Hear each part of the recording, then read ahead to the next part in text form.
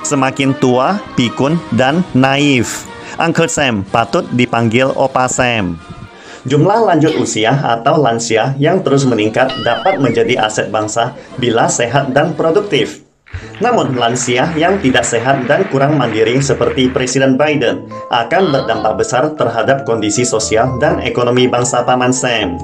Baru-baru ini, Chang Chung-mo, CEO dan pendiri Taiwan Semiconductor Manufacturing Company Limited atau TSMC, secara singkat menyimpulkan pandangannya tentang Chips and Science Act 2022 Amerika Serikat, bahwa TSMC sangatlah senang bisa mendapatkan manfaat dari subsidi 50 miliar dolar.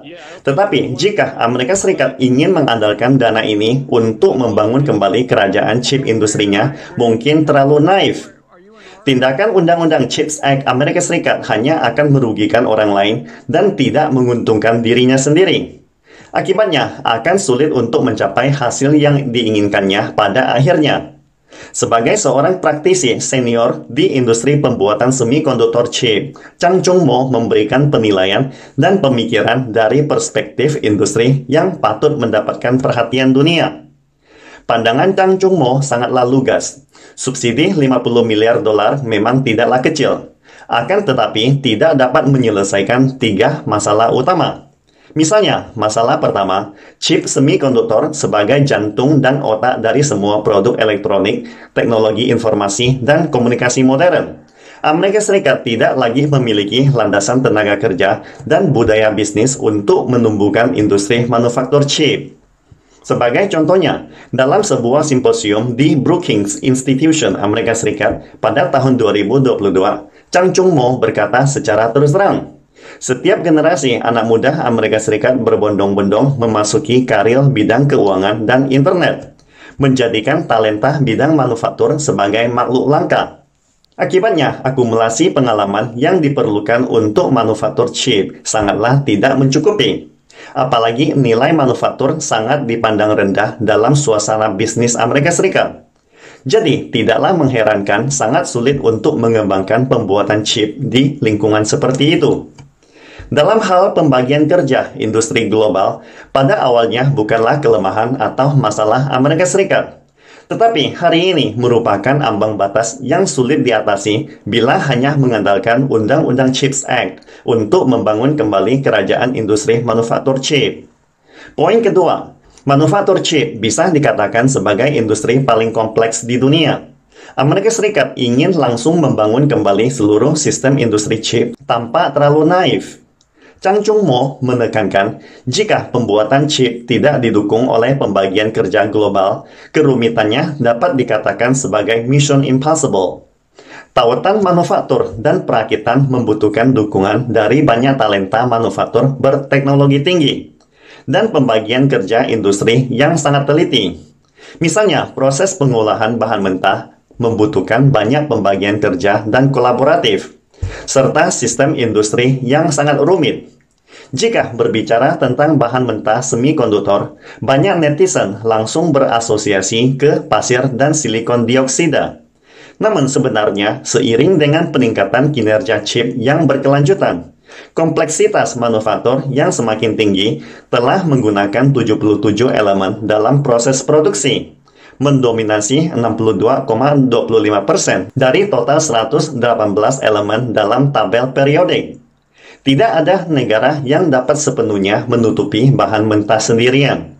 Semua negara di dunia perlu bekerja sama satu sama lain untuk menyelesaikannya. Amerika Serikat memiliki banyak celah dalam subdivisi ini. Dapat dikatakan bahwa ia tidak memiliki landasan manufaktur atau sistem rantai industri yang lengkap seperti China.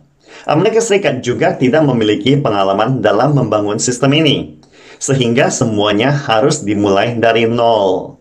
Akhirnya, dan yang paling penting adalah menumbuhkan industri pembuatan chip bukan hanya one-shot deal. Di masa depan, masih diperlukan investasi yang berkelanjutan dan semakin tinggi. Artinya, industri semikonduktor adalah ekosistem yang sangat lengkap dan rumit, dan masih dalam tahap perkembangan pesat. Saat ini, pemerintahan Biden mengancam negara lain untuk berinvestasi di Amerika Serikat. Untuk mempertahankan posisi pabrik-pabrik ini di masa depan, mereka perlu terus menginvestasikan lebih banyak dana untuk R&D serta peningkatan pabrik, termasuk menjaga stabilitas rantai industri hulu dan hilir. Ini berarti manufaktur chip akan menjadi area di mana Amerika Serikat harus terus berinvestasi besar-besaran selama beberapa generasi. Jika tidak, Amerika Serikat hanya akan melihat bahwa mereka telah menghabiskan puluhan miliar untuk membangun beberapa pabrik keren hari ini. Dan pabrik-pabrik ini akan segera menjadi kakek tua dan tidak berharga keesokan harinya. Misalnya, Jepang secara bertahap tertinggal dalam teknologi karena kurangnya investasi dalam pembuatan chip. Dari tahun 2009 hingga 2017, Jepang menutup 36 pabrik chip dalam satu nafas. Dalam menghadapi kemajuan teknologi dan kelebihan kapasitas, pabrik-pabrik ini tidak memiliki peluang untuk bertransformasi atau nilai sisa apapun. Mereka hanya dapat ditutup secara paksa untuk meringankan beban.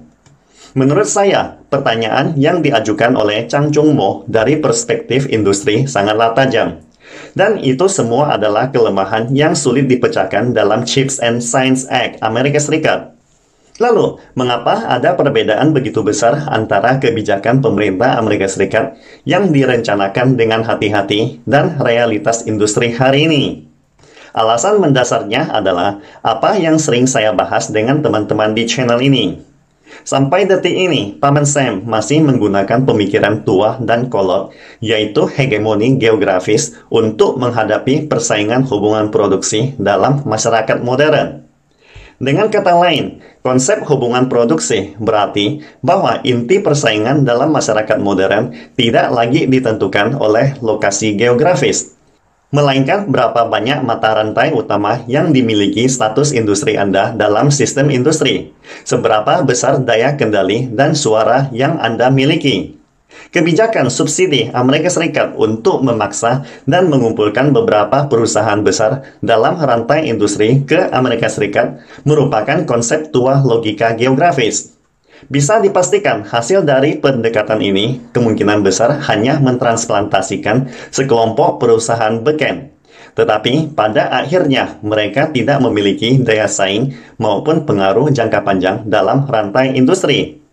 Di era hubungan produksi, Amerika Serikat seharusnya mendorong perusahaan mereka untuk lebih banyak berpartisipasi dalam ekologi industri global, mengekspor standar dan sistem mereka ke dunia luar, dan membentuk pengaruh industri yang nyata.